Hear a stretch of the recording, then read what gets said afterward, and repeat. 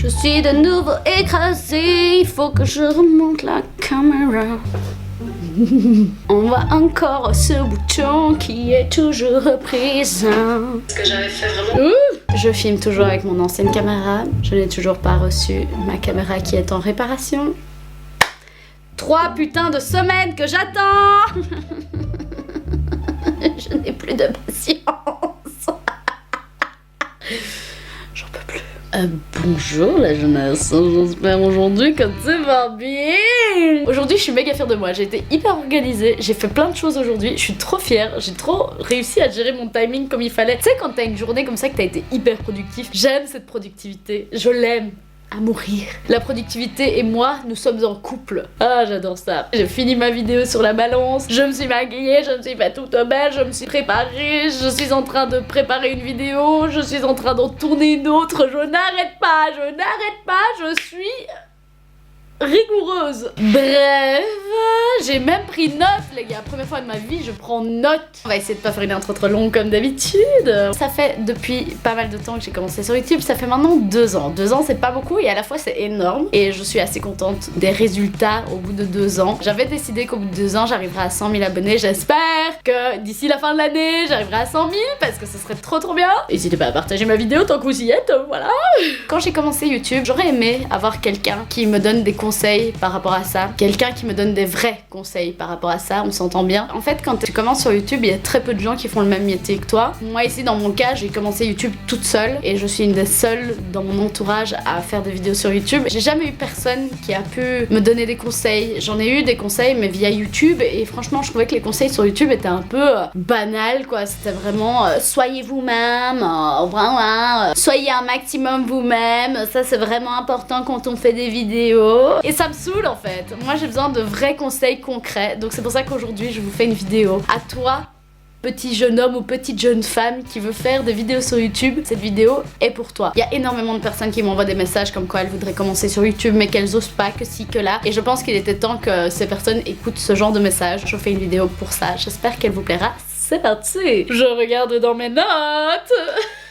Le conseil numéro 1, c'est du coup, n'écoutez pas les gens qui vous disent soyez naturel, soyez vous-même, nanana. C'est le genre de truc que d'office vous allez devoir faire. D'office vous allez devoir être naturel, c'est normal. Même dans ta vie en général, c'est pas un conseil que pour YouTube, c'est un conseil pour ta vie en général. Les gens mielleux, ça se sent à 2000%. Les gens hypocrites, ça se sent à 2000%. Si tu es hypocrite avec des gens, ne t'inquiète pas, ça se verra. Arrête ta petite voix mielleuse de merde, on s'en fout, sois toi-même. Donc ça, ce genre de conseil à la con, merci, mais à d'autres, hein. J'ai pas besoin de savoir ça. Merci beaucoup, c'est très gentil. Surtout qu'en plus, une chose que tu dois savoir, c'est que tes premières vidéos, jamais, au grand jamais, tu seras naturel. Une caméra, c'est comme une personne que tu connais pas. Il faut s'apprivoiser. Par exemple, quand tu rencontres quelqu'un dans la rue que tu connais pas, au début, t'es pas en mode wow, pump it up, je suis trop drôle, je suis moi-même, t'as vu. Non, une personne que tu rencontres dans la rue pour la première fois, t'es là, bonjour, enchantée, je m'appelle Alizée, je suis très contente de vous connaître, voilà. Tandis que quand tu connais la personne, tu te marres. C'est pour ça, moi, la caméra, au tout début, dans mes premières vidéos, j'étais beaucoup plus calme, beaucoup plus posée. J'essayais d'être structurée dans mes idées, d'avoir un bon vocabulaire, blablabli, blablabla. Et puis en fait, au bout d'un moment, plus tu continues à faire tes vidéos, plus la caméra et toi, vous vous connaissez, vous êtes potes en fait. Vous vous connaissez par cœur. Je te connais comme si je t'avais fait, ma petite. Oui. Donc du coup, maintenant, je suis hyper à l'aise avec la caméra parce qu'au bout de 2 ans, à faire des vidéos toutes les semaines, au bout d'un moment, ce truc noir ne te fait plus peur. Moi, au début, je mettais le pied de ma caméra dans ma chambre, j'avais déjà un coup de stress, genre des chaleurs, tu vois. Donc c'est tout à fait normal qu'au tout début, tu ne sois pas naturel, tu bafouilles, tu sois un peu perdu. Et sache une chose, ta première vidéo, au fil du temps, sera toujours la plus naze. Donc arrête de te mettre la pression sur comment faire pour qu'elle soit la meilleure vidéo possible et imaginable. En plus, faut savoir un truc, c'est quand tu vas sortir ta vidéo, tu vas t'attendre à plein de répercussions, les gens vont parler, nanana. Que dalle, gars. Moi, ma première vidéo, j'ai eu peut-être 20 vues, j'étais là en mode les gens vont voir, alors que les gens s'en branlent, gars. Les gens, ils trouvent ça intéressant qu'à partir du moment où tu montes. Avant ça, moi j'ai une réflexion qui m'a trop fait rire et que je retiendrai toute ma vie. Quand tu fais des vidéos, tu parles trop. C'est un peu le but en fait. Si je fais des vidéos sur YouTube, c'est pour parler, pour divulguer des messages. Non, je parlais trop. Tu as le droit de parler trop si t'as des choses à dire. Enfin, où est le problème? Bref, ce genre de réflexion, ça m'a trop fait rire. C'était des gens de mon entourage qui m'ont fait ce genre de réflexion. Et maintenant, c'est ces gens qui sont bien contents de faire des photos avec moi quand je suis dans la rue avec eux, etc. Donc, on se calme tout de suite. Merci. Gardez en tête que votre première vidéo sera toujours la plus naze. Toujours, d'office. C'est impossible de régresser parce que plus tu travailles, plus tu vas évoluer. Donc jamais tu seras moins pire que ta première vidéo. Jamais. Au début, sur YouTube, t'auras peut-être 3 vues, hein. Attends pas un truc de fou, hein. Vraiment, vraiment. C'est au bout de 5, 6, 7, 10 vidéos que là, peut-être, ça va commencer à prendre de l'ampleur. N'aie jamais peur des répercussions de ta vidéo. Surtout des répercussions négatives. Parce que moi, au début, j'avais ça. J'avais peur que les gens pensent que j'étais une tarée. J'avais peur aussi que les gens me voient comme quelqu'un que je ne suis pas. J'avais peur qu'il y ait des commentaires négatifs, du bad buzz, ou des choses comme ça, que genre je pourrais dire des choses que les gens interpréteraient mal, ou des choses comme ça. J'avais très peur de ça. Et alors au tout début, ce que je faisais, c'est que dès que je sortais une vidéo qui était à mon goût un peu touchy, ben je l'envoyais à des potes pour savoir un peu leur avis, nanana. Mais ce qui était marrant, c'est que j'attendais l'avis des gens, mais dans ma tête, c'était d'office, je devais la mettre sur YouTube. C'était trop important pour moi de la mettre sur YouTube. Et en fait, au fil du temps, tu te rends compte que les répercussions de ce que tu dis dans tes vidéos ne sont pas vraiment là. Au final, les répercussions sont très souvent positives. À partir du moment où ton message est positif, t'auras pas de problème. Au niveau... Putain, j'ai pris des notes et y a rien de ce que je dis qui est structuré. Et par rapport aux commentaires, d'ailleurs, en parlant de ça, c'est déjà arrivé que j'ai des commentaires négatifs. Et en fait, maintenant, ce que j'ai décidé de faire, il y a plein de gens qui vont me dire oui, mais le droit à la parole, enfin, il faut laisser les gens s'exprimer. Bullshit, je suis désolée, mais quand un commentaire ne me plaît pas, je le vire. Moi, je veux pas de négativité dans ma vie. No négativité. Donc, gars, tu veux dire de la merde? T'inquiète pas, une seconde à l'autre, ton commentaire il est baillé. Il va pas rester là. Moi, je ne veux pas de négativité sur mes vidéos et je ne veux pas de gens qui viennent juste mettre une mauvaise vibe en fait. Après, je peux te rassurer aussi, quand tu vas faire des vidéos, ne t'attends pas à avoir des haters de fou, parce que je sais pas pourquoi, sur YouTube on dit tout le temps il y a des tonnes de haters, on est mal parlé, le cyberharcèlement, blablabla. Je suis anti-cyberharcèlement, je suis pas d'accord pour que les gens amènent de la négativité comme ça, mais je vous avoue, il y a pas énormément de harcèlement au final, hein. T'as peut-être 2-3 cons qui viennent te dire des conneries, mais ça tu vires, tu passes au-dessus. Le nombre de cons qui te disent des conneries comme ça et le nombre de gens qui t'aiment, la différence est tellement puissante, il y a pas photo, tu vois. Quand tu fais des vidéos, n'aie pas peur des commentaires négatifs parce qu'au final, il y en a pas tant que ça. À partir du moment où ton message est positif et bienveillant, il y a pas de problème. Moi, j'avoue que j'avais peur avec YouTube parce que j'ai des idées qui sont peut-être pas les mêmes que certaines youtubeuses. Moi, j'ai un caractère très fort et je pense certaines choses que tout le monde ne pense pas. Je suis un peu une marginale par rapport à ça. Et du coup, j'avais un peu peur des fois de choquer et je me rends compte qu'en fait, je ne choque absolument pas et il y a plus de gens qui se retrouvent dans ce que je dis et qui sont enfin contents qu'il y ait quelqu'un qui pense comme eux que des gens qui me disent que je dis de la merde en fait. Donc n'ayez pas peur de ça. En parlant de crainte, la plupart des gens à qui je parle et qui me disent qu'ils veulent faire des vidéos sur YouTube me disent qu'ils ont peur de pas être original. Ça, je vais te répondre tout de suite.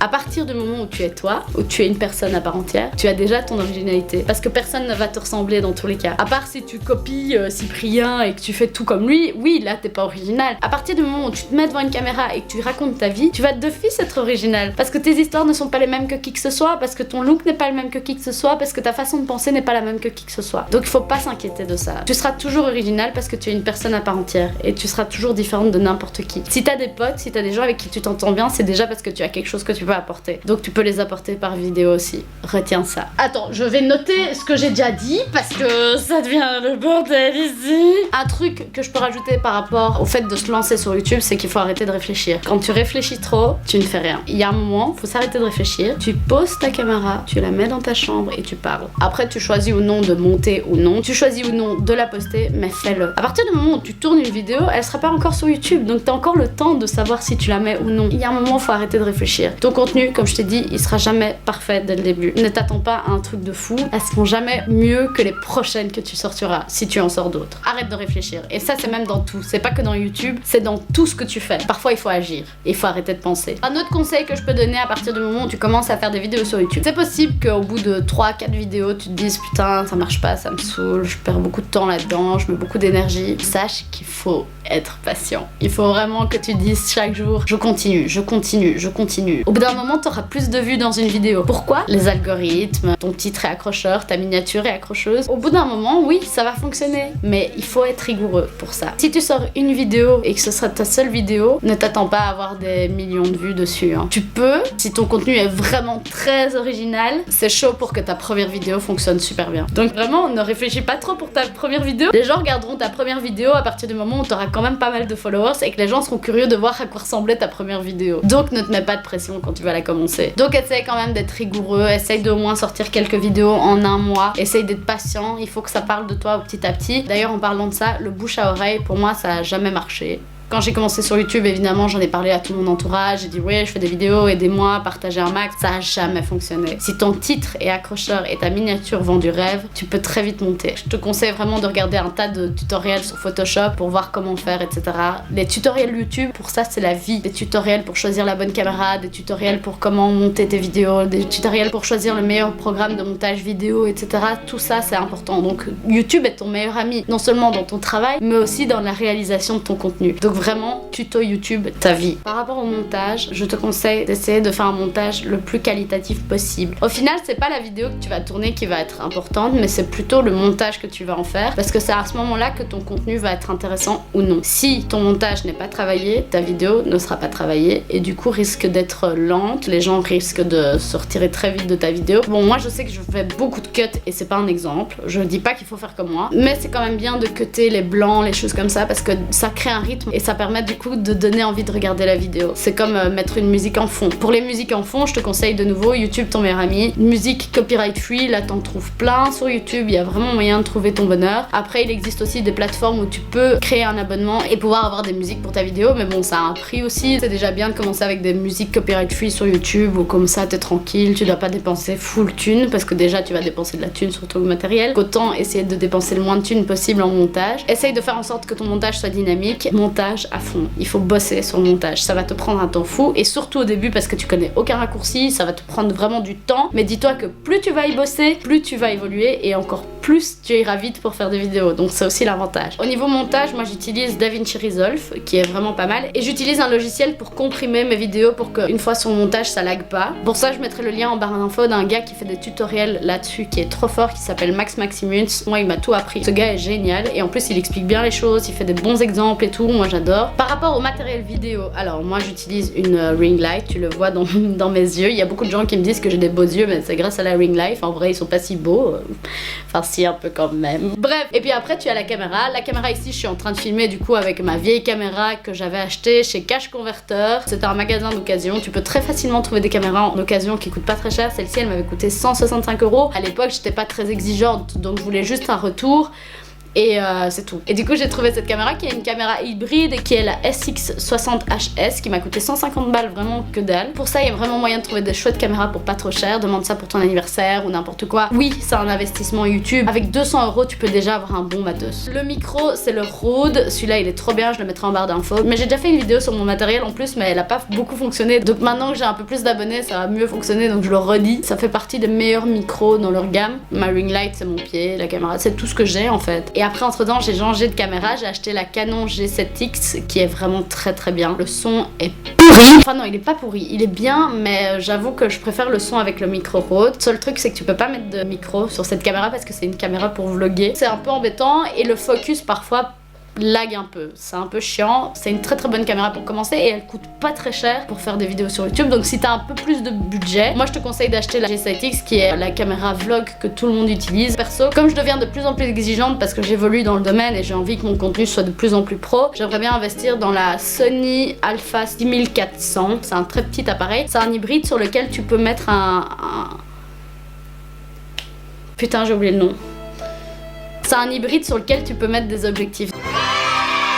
Donc tu peux choisir aussi le type d'objectif que tu vas avoir. Moi mon objectif, je sais ce que je veux, mais il coûte 400 balles. 400 balles. Really nigga. Le Sony Alpha 6400, il coûte plus ou moins 1000 €. Donc voilà, c'est un investissement, hein. Là on monte un petit peu dans les prix. Mais l'avantage avec celui-là, c'est que c'est une caméra que tu peux facilement transporter, un peu comme le G7X. Tu peux y mettre un micro, il y a un retour. J'ai pas envie d'acheter un écran que tu dois rajouter. J'ai pas envie que ma caméra soit trop lourde non plus. J'ai envie de quelque chose que je peux utiliser dans la vie de tous les jours, et aussi en comme ça. Donc ça c'est mon investissement futur, je l'espère. N'hésitez pas à me dire en commentaire si vous connaissez cette caméra et si elle en vaut le coup. Et si elle vaut pas le coup, dites-moi ce qui vaudrait mieux le coup que ça. En tout cas pour l'instant dans mes recherches, je trouve que c'est la meilleure caméra que je pourrais prendre. En plus le focus les gars, un petit paradis. Tu peux faire ça bouge pas. L'arrière est bien flou, pas comme ici. Ça sera vraiment bien. Donc je pense que je vais investir très prochainement dans cette caméra. Et en fait le fait d'acheter du matériel, ça me motive aussi. Bon, il faut de la thune pour ça, mais c'est un bon conseil. Tu peux commencer à filmer avec ton iPhone, il y a plein de gens qui le font,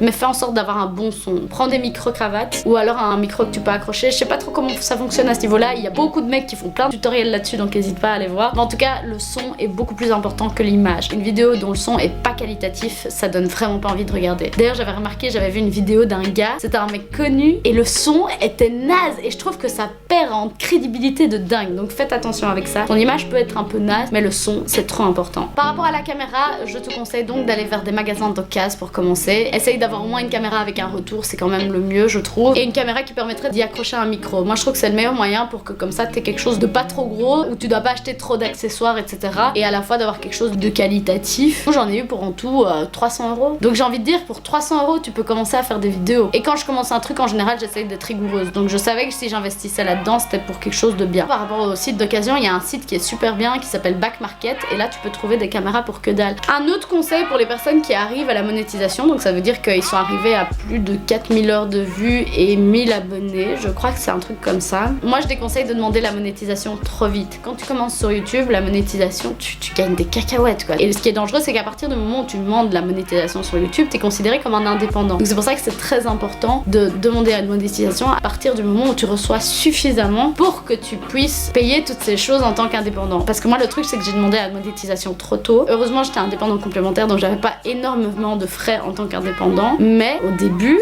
je payais pour faire des vidéos sur YouTube. Ma thune propre partait dans tout ce qui était cotisation sociale, comptable, des choses comme ça, et au final c'est comme si je payais pour faire des vidéos sur YouTube. Tandis que maintenant c'est l'inverse, ça commence à aller dans l'autre sens. Bon, je gagne beaucoup moins que le SMIC, mais ça fonctionne mieux. C'est quand même important d'être conscient de ça. On croit que YouTube c'est oh on fait des vidéos, c'est très bien, il y a de l'argent qui va rentrer un jour, c'est cool. Gagner de l'argent pour faire ce qu'on aime, ça a l'air trop chouette et tout, je suis tout à fait d'accord avec ça, mais il y a des répercussions derrière. À partir du moment où tu reçois de l'argent, il y a quelque chose de légal qui doit se faire, et c'est là que c'est important de faire attention. Moi je suis une stressée de la vie, donc j'essaye d'être la plus réglo possible par rapport à tout ça, mais il faut le savoir. Attends peut-être encore quelques mois, faut être conscient qu'à partir du moment où tu reçois de l'argent, il y a des conséquences, donc fais attention à ça. Ça c'est un conseil que j'aurais vraiment voulu avoir quand j'étais plus jeune, parce que j'étais pas au courant de ça. Faites très attention à ça. Mon dernier conseil, c'est n'aie pas honte de mettre des publicités sur ta chaîne. Donc ça c'est à partir du moment où tu commences à avoir la monétisation, n'aie pas honte de ça. Le truc c'est que quand t'es un petit youtubeur, si tu mets pas de pub comme ça, tu pourras jamais en vivre. Tandis que quelqu'un qui a des millions d'abonnés, il est pas obligé de mettre autant de pubs dans ses vidéos. Pourquoi? Il est déjà bien